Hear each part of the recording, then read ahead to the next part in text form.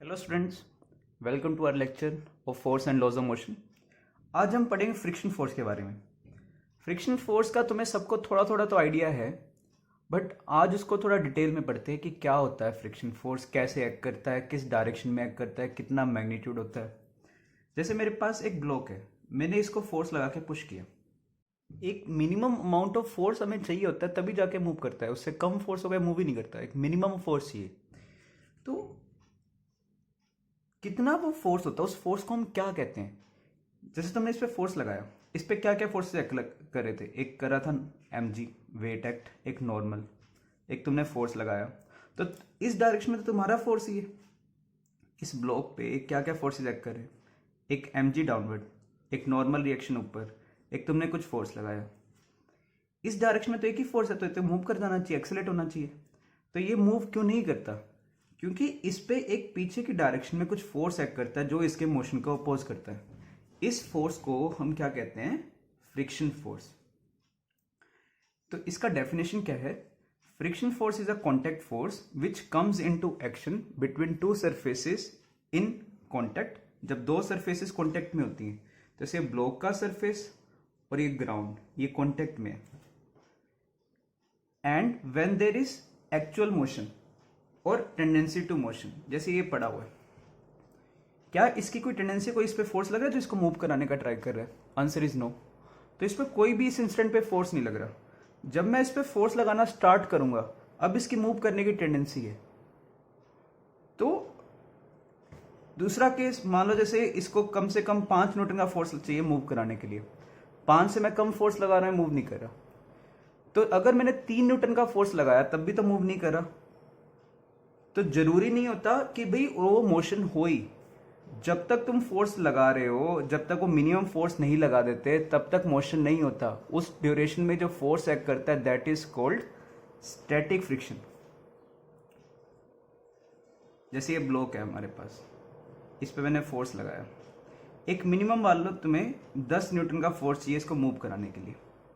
अगर तुम 10 न्यूटन से कम फोर्स लगाओगे, क्या ये ब्लॉक मूव करेगा? Answer is no. तो इसका मतलब फ्रिक्शन एक्ट कर रहा था तब भी एक्ट कर रहा था। अगर तुमने 9 न्यूटन का फोर्स लगा दिया, फ्रिक्शन तो तब भी एक्ट कर रहा है, और एक्सेलेरेशन कितना होगा? 0।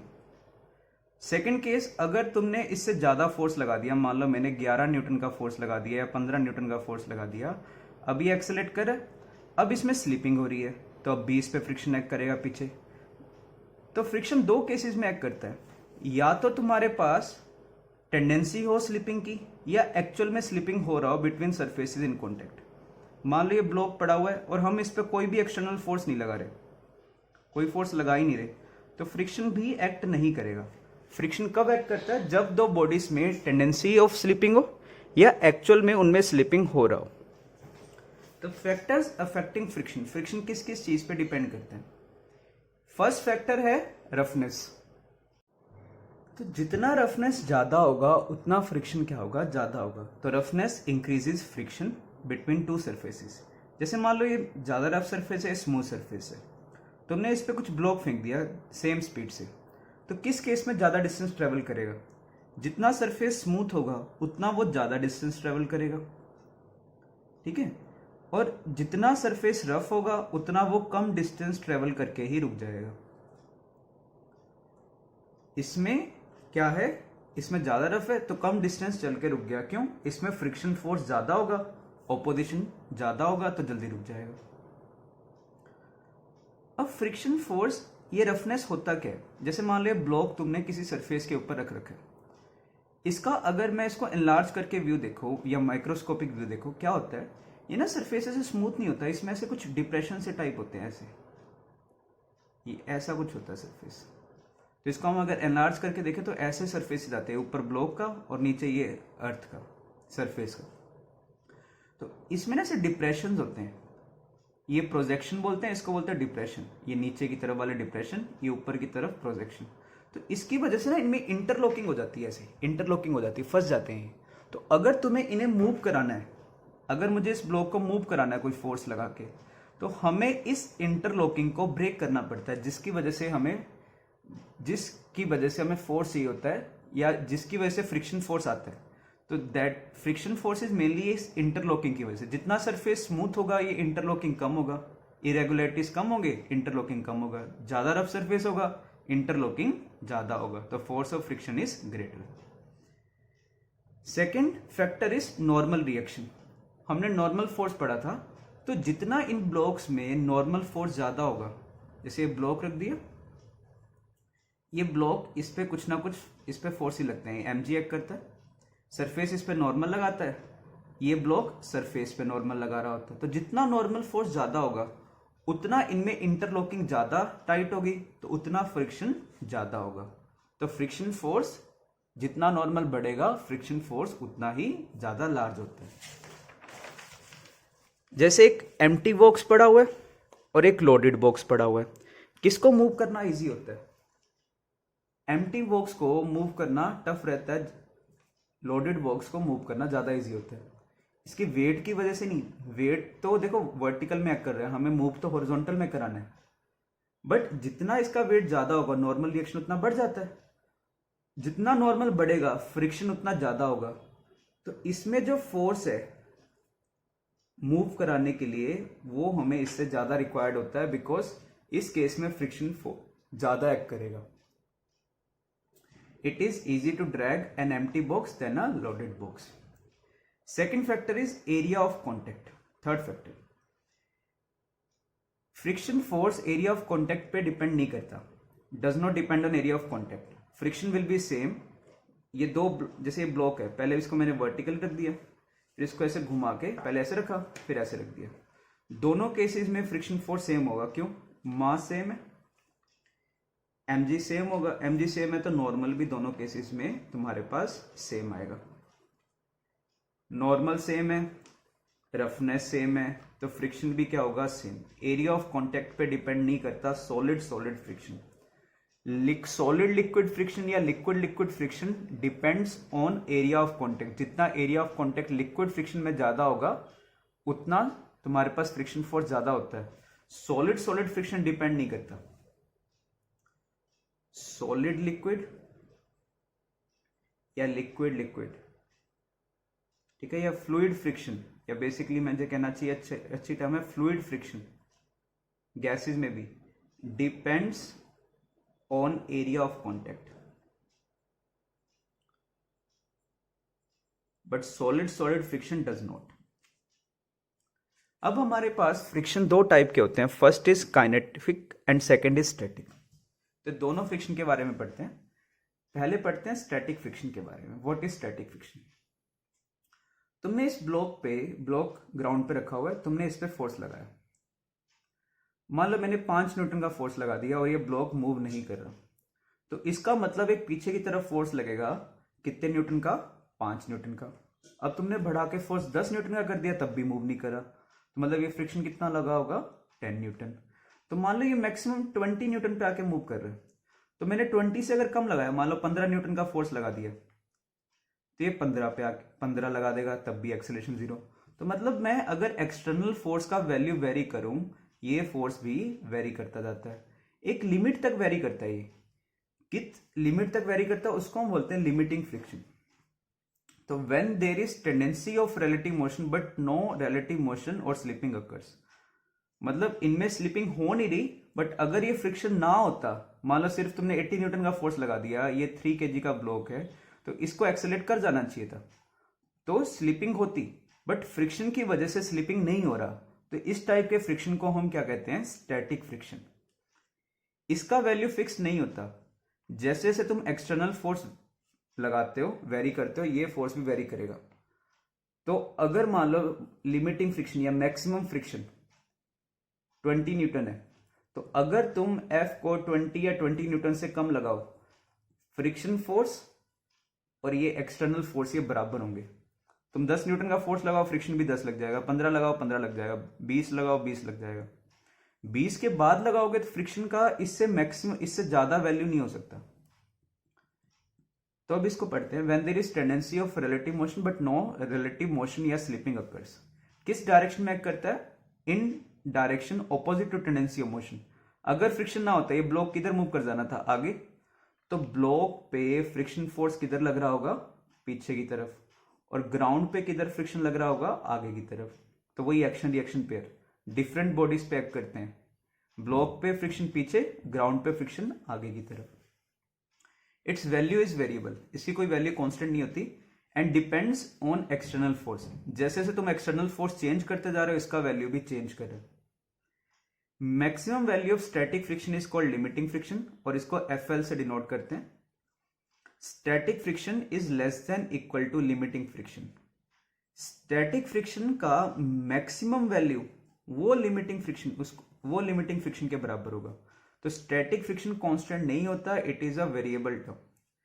लिमिटिंग फ्रिक्शन या स्टैटिक फ्रिक्शन का जो मैक्सिमम वैल्यू है वो नॉर्मल पे डिपेंडेंट होता है, और किस पे डिपेंडेंट होता है, रफनेस पे। अब रफनेस का जो मेजर है that is mu, this is called coefficient of static friction. Mu S is called coefficient of static friction. It depends on the roughness of both the surfaces in contact. जैसे glass का अलग होगा, glass और मान लो would का अलग होगा, तो एक सरफेस पे नहीं, दोनों सरफेसिस पे डिपेंड करे, वुड का अलग होगा। तो it depends on roughness of both surfaces in contact. Mu S generally 1 से छोटा होता है, बट कुछ केसेस में 1 से बड़ा भी देखा गया है। Mu S is generally less than 1, but in some cases it can be greater than 1 also। कुछ एग्जांपल्स हैं हमारे पास, जैसे ग्लास का कुछ आता है एग्जांपल। तो कोई पूछे कि क्या म्यू हमेशा 1 से छोटा होता है, आंसर इज नो। तो static friction mu S N इससे या तो छोटा होगा या इसके बराबर होगा, इससे बड़ा नहीं हो सकता। जैसे एक 10 kg का ब्लॉक है, मैंने म्यू एस तुम्हें दे दिया 0.4। Find maximum value of static friction. Static friction का मैक्सिमम वैल्यू या लिमिटिंग फ्रिक्शन कितना होता है, म्यू टाइम्स नॉर्मल। तो पहले हम यहाँ पे नॉर्मल फाइंड करते हैं। एक 10G का, एक लग रहा है नॉर्मल, और ये इक्विलिब्रियम में है, तो नेट फोर्स 0, एक्सेलरेशन 0, तो नॉर्मल कितना आ गया 10G के बराबर। तो नॉर्मल इज कितना 100 न्यूटन। ठीक है, क्वेश्चन में दे रखा है G को 10 ले लो। तो स्टैटिक फ्रिक्शन का मैक्सिमम वैल्यू या लिमिटिंग फ्रिक्शन कितना आ गया, mu s times normal, that is 40 newton. इसका second part, find the value of static friction and acceleration of the block if F is 10 newton. जो तुमने इस पे फोर्स अप्लाई करना स्टार्ट कर दिया, सेम क्वेश्चन है, कितना 10 न्यूटन का, हमें स्टैटिक फ्रिक्शन फाइंड करना है। बहुत से बच्चे आंसर कर रहे होंगे 40, गलत है वो। ये फ्रिक्शन का मैक्सिमम वैल्यू है। स्टैटिक फ्रिक्शन वेरिएबल होता है, जितना तुम एक्सटर्नल फोर्स लगा रहे हो उस पर डिपेंडेंट है। तो देखो इस क्वेश्चन को हम कैसे करेंगे। तो पहला स्टेप मुझे क्या करना है, जब भी कोई फ्रिक्शन का क्वेश्चन आए, ये 10 kg का ब्लॉक है, म्यू एस था 0.4, स्टैटिक फ्रिक्शन का मैक्सिमम वैल्यू कैलकुलेट करो। वो हमने निकाला था अभी, म्यू टाइम्स mg, कितना आ गया था ये म्यू टाइम्स नॉर्मल 40 न्यूटन। अब अगर तुमने इस पे 10 न्यूटन का फोर्स लगाया, क्या फ्रिक्शन इसे रोक सकता है? यस।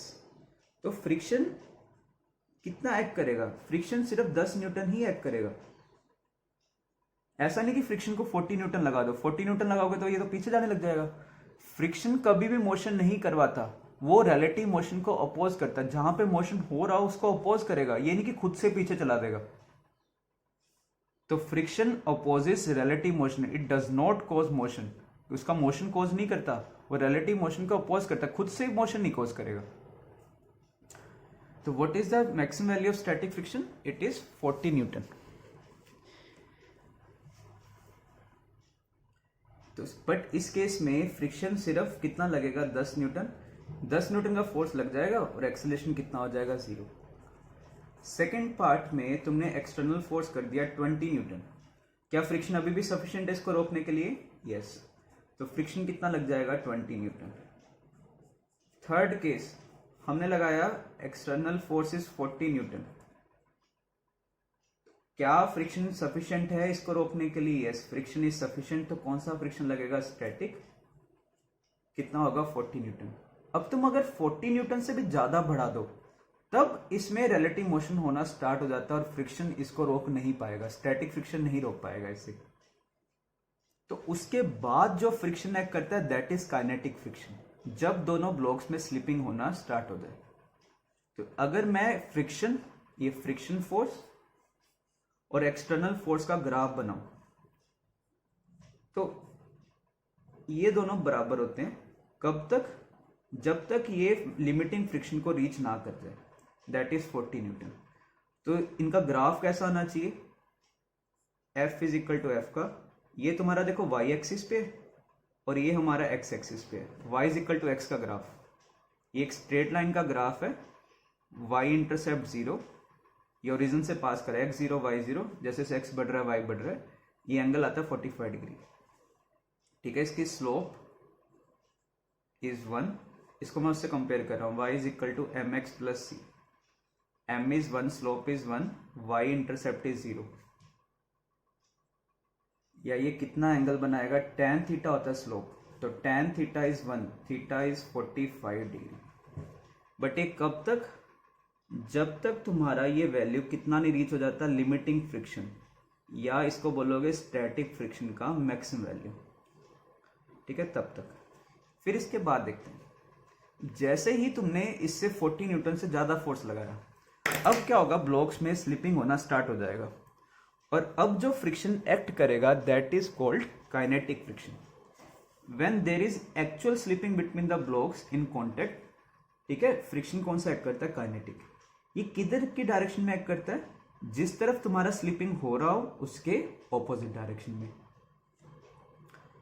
तो जैसे मान लो इसी क्वेश्चन में तुमने अगर ये फोर्स जो लगाया था वो 40 न्यूटन से बड़ा लगा दिया, लिमिटिंग फ्रिक्शन से बड़ा लगा दिया, तो स्लिपिंग होगा। तो इस पे जो फ्रिक्शन एक्ट करेगा that will be kinetic friction, block पे पीछे, अर्थ की सरफेस पे आगे। अब जैसे ये ब्लॉक्स हैं, ऊपर वाले की स्पीड है 10, नीचे वाले की है 15। अब मैं बोलूँ ये सरफेस रफ है, मुझे फ्रिक्शन का डायरेक्शन देख के बताओ। तो ऐसे नहीं देखना कि ये आगे जा रहा है इस पे पीछे, ये आगे जा रहा है इस पे पीछे, ऐसे नहीं। देखो इस सरफेस पे, देखो इस सरफेस पे इनका रिलेटिव मोशन किस तरफ हो रहा है।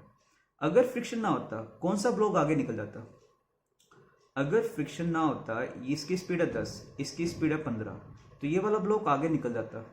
तो इस पे फ्रिक्शन कहाँ पे एक्ट करना चाहिए? पीछे की तरफ। और इस पे फ्रिक्शन किधर एक्ट करना चाहिए? आगे की तरफ। और ये कौन सा फ्रिक्शन है? Kinetic friction. ऐसे देखो और कहाँ पे कॉन्टेक्ट हो रहा है? ये नीचे वाली सरफेस का किसके साथ कॉन्टेक्ट हो रहा है? ग्राउंड के साथ। ग्राउंड की स्पीड है 0, इसकी स्पीड है 15, तो ग्राउंड के रिस्पेक्ट में ये किस तरफ निकल रहा है ब्लॉक? आगे। इस पे जो फ्रिक्शन एक्ट करना चाहिए पीछे, इसको मैं F2 से डिनोट कर रहा हूँ। ग्राउंड पे फ्रिक्शन कहाँ पे एक्ट करेगा? आगे की तरफ। तो इस तरीके से तुम काइनेटिक फ्रिक्शन का डायरेक्शन देखोगे। अब बात आती है कि इसकी वैल्यू कितनी होती है। जैसे लिमिटिंग फ्रिक्शन नॉर्मल के प्रोपोर्शन था, काइनेटिक फ्रिक्शन भी नॉर्मल के प्रोपोर्शन होता है, और जो इसका रफनेस के भी प्रोपोर्शन होता है दैट इज म्यू। तो friction, kinetic friction is mu के टाइम्स नॉर्मल। म्यू के is called coefficient of kinetic friction. अगर कोई पूछे म्यू के का यूनिट बताओ या म्यू एस का यूनिट बताओ, ये हो गया friction force by normal force, तो इट इज यूनिटलेस। एक पॉइंट ध्यान रखना, जैसे मैं ब्लॉक को पुश करता हूं, जब हम ब्लॉक को पुश करते हैं एक बार उसको मूव कराना टफ होता है, बट जैसे ही वो स्लिप करना स्टार्ट कर जाए तब उसको मूव कराना बहुत इजी रहता है। तो इससे मुझे एक चीज समझ आती है कि जो काइनेटिक फ्रिक्शन है वो लिमिटिंग फ्रिक्शन से क्या होता है? स्मॉल होता है। देखो जैसे ये मान लो तुम्हारे पास, ये मान लो कोई ट्रंक है या कुछ पावर बैंक है, मैं इसमें फोर्स लगा रहा हूं, जब तक ये मूव नहीं कर रहा मुझे ज्यादा फोर्स लगाना पड़ रहा है। जैसे ही मूव करने लग गया मुझे कम फ्रिक्शन से भी या कम फोर्स से भी काम चल जाएगा। तो इसका क्या रीजन है? जैसे ही तुम्हारे पास ब्लॉक मूव करने लग गया, कौन सा फ्रिक्शन आ गया? काइनेटिक। उसका वैल्यू जो स्टैटिक फ्रिक्शन का मैक्सिमम वैल्यू होता है या लिमिटिंग फ्रिक्शन होता है उससे कुछ कम रहता है। ठीक है, और काइनेटिक फ्रिक्शन कांस्टेंट होता है, इट्स वैल्यू इज फिक्स्ड, ये स्टैटिक की तरह वेरी नहीं करता। तो जैसे ही तुम लिमिटिंग फ्रिक्शन से ज्यादा फोर्स लगा दोगे, कौन सा फ्रिक्शन आ जाएगा? काइनेटिक। इसकी जो वैल्यू है वो काइनेटिक फ्रिक्शन से क्या है, काइनेटिक फ्रिक्शन की वैल्यू लिमिटिंग फ्रिक्शन से क्या है, कम, और ये वैल्यू कांस्टेंट होती है। अब इसके बाद जितना मर्जी तुम एक्सटर्नल फोर्स लगा दो, फ्रिक्शन की वैल्यू चेंज नहीं होगी, और कौन सी एक्ट करेगी, काइनेटिक फ्रिक्शन। क्वेश्चन में जनरली म्यू के म्यू एस से, जो भी म्यू के होता है वो हमेशा म्यू एस से छोटा होता है, बट अगर क्वेश्चन में मेंशन ना हो तुम क्या करना, एक ही वैल्यू म्यू दे रखा हो सिंपली, तो म्यू के और म्यू एस को हम बराबर कंसीडर कर लेते हैं। अगर क्वेश्चन में ना गिवन हो, सिंपली म्यू बता दिया, ये नहीं बताया कि म्यू के या म्यू एस, तब हम दोनों को बराबर कंसीडर करते हैं। जैसे एग्जांपल देखते हैं लास्ट वाला, हमें एक ब्लॉक दिया हुआ है, ये 10 kg का ब्लॉक है, ठीक है। लास्ट क्वेश्चन हमने करा था, म्यू एस था 0.4, मान लो म्यू के है 0.3, तो इस पे पूछा है कि कितना फ्रिक्शन फोर्स एक्ट करेगा और एक्सेलरेशन बताना है। तो काइनेटिक फ्रिक्शन क्या होता है, म्यू के टाइम्स नॉर्मल। यहां पे नॉर्मल कितना हो जाएगा, नॉर्मल विल बी कितना, 10 g, दैट इज 100 न्यूटन। तो काइनेटिक फ्रिक्शन का कितना वैल्यू होगा, म्यू के टाइम्स नॉर्मल, म्यू के टाइम्स नॉर्मल कितना हो गया, 0.3 इंटू 100, दैट इज 30 न्यूटन। तो काइनेटिक फ्रिक्शन 30 न्यूटन पीछे की तरफ एक्ट कर रहा होगा। अब मैं बोलूं कि ब्लॉक का एक्सेलरेशन निकाल दो, what will the acceleration of the block, net force is mass into acceleration, तो इस साइड का फोर्स ज्यादा है, -30 is equal to mass 10 into a, तो ए कितना आ गया, 2 मीटर पर सेकेंड स्क्वायर। इसी क्वेश्चन में अगर मैंने 50 की बजाय 60 न्यूटन का फोर्स लगा दिया, अब क्या होगा,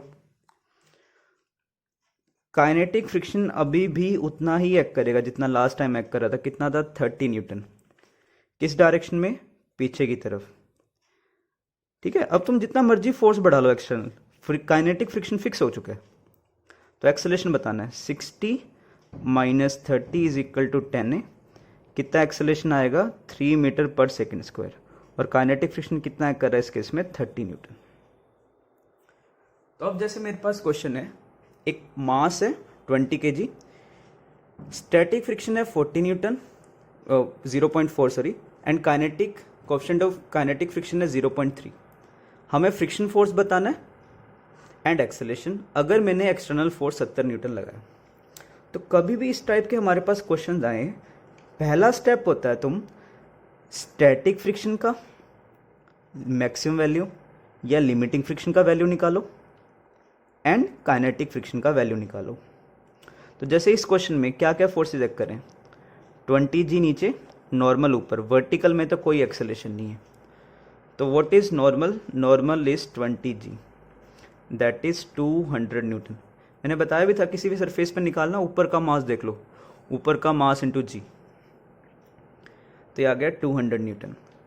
limiting friction mu s times normal, 0.4 into 200, ये कितना हो जाएगा, 80 Newton. And kinetic friction mu के टाइम्स नॉर्मल, 0.3 इंटू 200, ये हो जाएगा 60।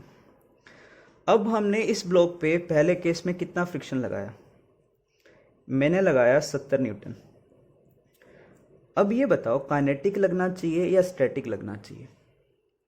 देखो सबसे पहले एग्जिस्टेंस में कौन सा फोर्स आता है, स्टैटिक आता है। अगर स्लिपिंग नहीं हो रही, पहले तुम ये चेक करोगे कि भाई स्लिपिंग नहीं हो रही, तो क्या स्टैटिक फ्रिक्शन इसको बैलेंस करने के कैपेबल है। तो यस, स्टैटिक फ्रिक्शन का मैक्सिमम वैल्यू कितना हो सकता है, 80, ये कितना है, 70, तो yes static friction is able to stop it. तो स्टैटिक फ्रिक्शन लगेगा, कितना लग जाएगा स्टैटिक फ्रिक्शन, 70 न्यूटन, और एक्सेलरेशन कितना होगा, 0।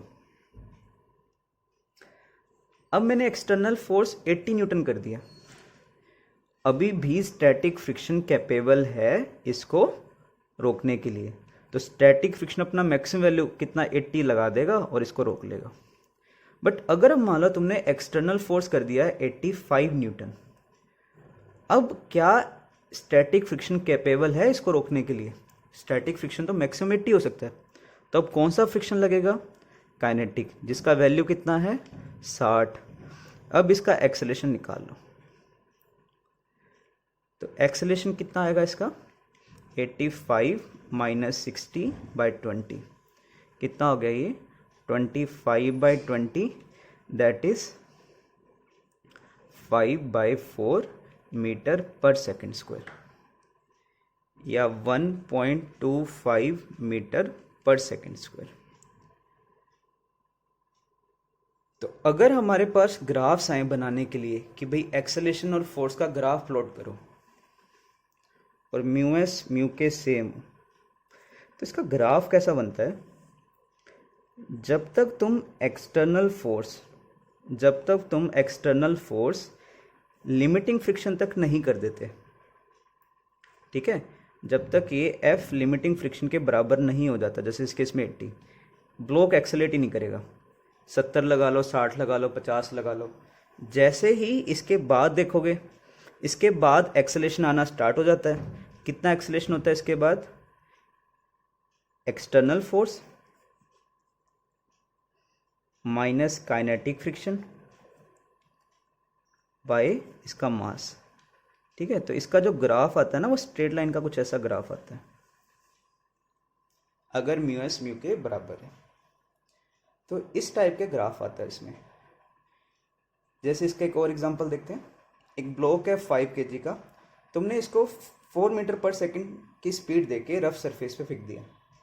Find the distance travelled after which block comes to rest.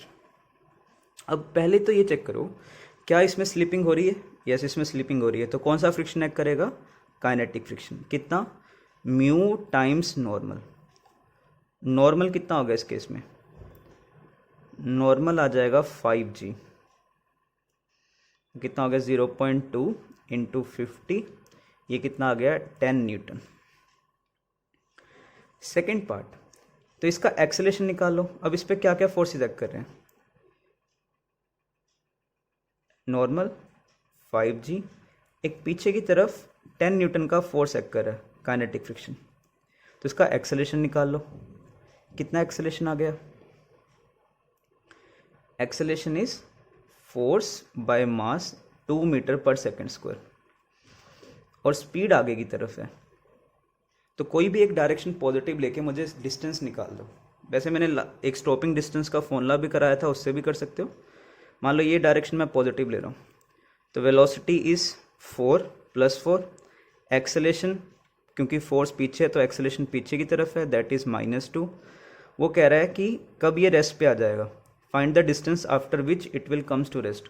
तो फाइनल वेलोसिटी कितनी है? 0। इनिशियली 4 है, एक्सेलेरेशन -2, ये डिस्टेंस फाइंड करना है।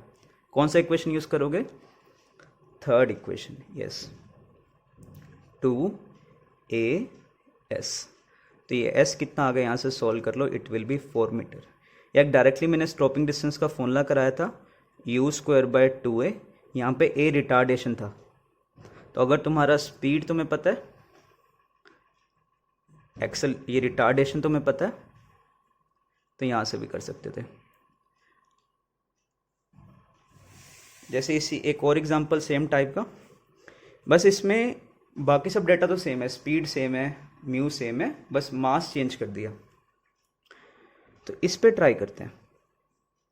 नॉर्मल 3g और एक फ्रिक्शन पीछे की तरफ एक्ट करेगा क्योंकि स्लिपिंग हो रहा है। तो नॉर्मल आ गया 3g, that is 30 Newton. Kinetic friction mu times normal कितना आ जाएगा? ये 6 न्यूटन। तो इसका acceleration, what is the acceleration? It is force by mass, that is 6/3। क्योंकि एक्सेलेरेशन तुम्हारा वेलोसिटी के ऑपोजिट है, तो इसको हम क्या कहते हैं? रिटार्डेशन। ब्लॉक स्लो डाउन होगा और फाइनली कुछ डिस्टेंस चल के वो रेस्ट पे आ जाएगा। तो हमें डिस्टेंस निकालना है। कैसे निकाल लें? थर्ड इक्वेशन यूज करो। स्टार्टिंग स्पीड है 4 + 4, राइट साइड को पॉजिटिव ले रहा हूँ। एक्सेलेरेशन है -2 एंड फाइनल वेलोसिटी 0। तो v² - u² इज 2as। इस केस में भी तुम्हारा स्टॉपिंग डिस्टेंस आ गया 4 मीटर। ये इस फॉर्मूला से कर लो। अगर तुम्हारा वेलोसिटी सेम है, स्टार्टिंग वेलोसिटी, रिटार्डेशन सेम है, तो स्टॉपिंग डिस्टेंस भी क्या आएगा? सेम आएगा। लास्ट क्वेश्चन इसी पे क्या है, एक ब्लॉक है, ये थोड़ा ट्रिकी क्वेश्चन है, ठीक है, सोच के आंसर करना। एक ब्लॉक है, फोर्स इस पे एक्ट कर रहा है 20 न्यूटन, 10 kg का ब्लॉक है, म्यू एस पता है, म्यू के पता है, हमें बताना है direction and magnitude of friction, और ये इस तरफ मूव कर रहा था, इस तरफ जा रहा था, तुमने इस तरफ फोर्स लगा दिया इस पे। पहले तो नॉर्मल बताओ कितना नॉर्मल होगा। Normal will be 10 g, that is 100 Newton, है ना। स्टैटिक फ्रिक्शन का मैक्सिमम वैल्यू या लिमिटिंग फ्रिक्शन कितना आएगा, mu times normal, that is 0.4 into 100, कितना आ गया 40। काइनेटिक फ्रिक्शन म्यू के टाइम्स नॉर्मल 0.3 इंटू 100, ये आ गया 30। अब बहुत से बच्चे सोच रहे होंगे कि भैया 20 न्यूटन का है तो फ्रिक्शन फोर्स इधर की तरफ 20 लगना चाहिए। उनका आंसर गलत है। क्यों गलत है? देखो, मैंने ये बताया था कि स्टैटिक फ्रिक्शन कब एक्ट करता है, जब स्लिपिंग ना हो रहा हो, टेंडेंसी टू स्लिप हो। इसकी स्पीड है 5, इसकी स्पीड है 0, तो स्लिपिंग तो हो ही रहा है ना अभी। तो इस इंस्टेंट पे कौन सा फ्रिक्शन लगना चाहिए? स्टैटिक नहीं लगेगा यहाँ पे। कौन सा फ्रिक्शन लगेगा? काइनेटिक, क्योंकि स्लिपिंग हो रहा है। और किस तरफ लगेगा? जिस तरफ मोशन हो रहा है उसके ऑपोजिट। यहाँ पे काइनेटिक फ्रिक्शन लगना चाहिए। क्यों? क्योंकि यहाँ पे ब्लॉक और ग्राउंड में स्लिपिंग हो रहा है, तो जितना भी कोई भी एक्सटर्नल फोर्स उसका कोई मतलब ही नहीं है। तो फ्रिक्शन फोर्स मोशन के ऑपोजिट लग रहा होगा। कितना लगेगा? Kinetic friction. और कितना? 30 न्यूटन। ठीक है, एक्सटर्नल फोर्स से इस केस में कोई मतलब नहीं है फ्रिक्शन का, क्योंकि स्लिपिंग हो रहा है। अब हमने ये सब सीख लिया कि काइनेटिक फ्रिक्शन कब लगता है, स्टैटिक कब लगता है। एक क्वेश्चन आता है फाइंड टोटल कॉन्टैक्ट फोर्स। जैसे हमने ये एग्जांपल कर चुके हैं। इसमें लिमिटिंग फ्रिक्शन आया था म्यू टाइम्स नॉर्मल, ये कितना आ गया था? 80 न्यूटन। और काइनेटिक फ्रिक्शन आया था म्यू के टाइम्स नॉर्मल 60 न्यूटन। इसमें फ्रिक्शन फोर्स कितना लगेगा? एक्सटर्नल 70 है, तो फ्रिक्शन इसको रोकने के लिए 70 सफिशिएंट है, तो स्टैटिक फ्रिक्शन लगेगा 70 न्यूटन का। ठीक है, एक ऊपर की तरफ नॉर्मल लग रहा है, यहाँ पे लग रहा है 20 g mg, और एक ये लग रहा है f। नॉर्मल कितना है? 20 g के बराबर। इसका एक्सेलरेशन कितना होगा? 0। अब होता है कॉन्टैक्ट फोर्स। अब ये बताओ, ये ब्लॉक और ग्राउंड में जब कॉन्टैक्ट है, कौन कौन से फोर्सेस ऐसे हैं जो इनमें कॉन्टैक्ट की वजह से एक्ट कर रहे हैं? एक तो फ्रिक्शन है, वो कॉन्टैक्ट फोर्स है। और एक दूसरा, इन दोनों में कॉन्टैक्ट की वजह से एक नॉर्मल फोर्स भी एक्ट कर रहा है। तो कभी बोले ना कि फाइंड टोटल कॉन्टैक्ट फोर्स या टोटल कॉन्टैक्ट फोर्स, तो हम क्या बताते हैं? Total contact force is normal force और फ्रिक्शन फोर्स का वेक्टर सम। तो ये दो वेक्टर्स परपेंडिकुलर डायरेक्शन में ना, तो ये है total contact force, under root of friction का स्क्वायर प्लस नॉर्मल का स्क्वायर। इस ब्लॉक पे दो कॉन्टैक्ट फोर्सेज एक्ट कर रहे हैं, एक तो स्टैटिक फ्रिक्शन और एक नॉर्मल। इनका जो रिजल्टेंट होता है, this is called total contact force. तो यहाँ से अपना सॉल्व कर लेना। फ्रिक्शन कितना है? 70, नॉर्मल कितना है? 200। यहाँ से तुम सॉल्व कर सकते हो। ये कितना आ जाएगा? 10 रूट के अंदर आएगा तुम्हारे पास 449। जैसे नेक्स्ट केस है, अगर मैंने 85 न्यूटन का फोर्स लगा दिया, अब बताना है अब इसमें कौन सा फोर्स एक्ट करेगा। क्या फ्रिक्शन सफिशिएंट है इसको रोकने के लिए? नहीं। तो कौन सा फ्रिक्शन एक्ट कर रहा होगा? काइनेटिक। कितना? 60। नॉर्मल अभी भी कितना है? 20 g या 200। तो normal is 200, kinetic friction is कितना? 60। तो what is total contact force? It is under root of kinetic friction का स्क्वायर प्लस नॉर्मल का स्क्वायर। ये वैल्यूज अपने फिल कर देना, ये आ जाएगा 10√436। तो फ्रिक्शन ऐसा नहीं है कि काम नहीं आता, हमारे बहुत जगह काम भी आता है। जैसे मान लो तुम अगर लिख रहे हो, नोटबुक पे लिखना इजी होता है, मान लो मिरर पे लिखने लगे, उस पर लिखना टफ होता है। क्यों? क्योंकि नोटबुक और फ्रिक्शन, जो तुम्हारा पेन की निब है उसमें फ्रिक्शन ज़्यादा होता है, तो इंक यहाँ पे जब मैं लिख रहा होता हूँ इंक रुक जाता है, वहाँ पे मिरर पे नहीं रुक पाता। ऐसे ही जब हम ब्रेक्स अप्लाई करते हैं गाड़ियों के, बहुत स्पीड से आ रहे हो, एकदम से सामने कुछ आ गया तो ब्रेक्स अप्लाई करते हो, तो ब्रेक्स कौन सी फोर्स होती है जो गाड़ी को रोकती है? वो फ्रिक्शन होती है। हम चलते हैं, ठीक है, हम कहते हैं कि ग्राउंड को पीछे पुश करते हैं, ग्राउंड में आगे पुश करते हैं, तो उसमें भी फ्रिक्शन का रोल आता है।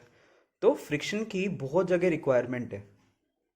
Stopping distance is you square by 2a, या अगर तुम्हारे पास कोई ब्लॉक है यू स्पीड से जा रहा है, इस पे पीछे की तरफ कोई फोर्स लग गया, रिटार्डिंग फोर्स, तो अगर फोर्स की टर्म में लिखना हो तो इसका जो एक्सेलेरेशन आएगा वो कितना आएगा? फोर्स बाय मास। तो स्टॉपिंग डिस्टेंस कितना आ गया? You square by 2 times acceleration. Acceleration is force by मास। तो अब जैसे इस पे क्या एग्जांपल्स आ सकते हैं? पहला केस देगा, एक कार है और एक ट्रक है, ठीक है, सेम स्पीड है, सेम स्पीड,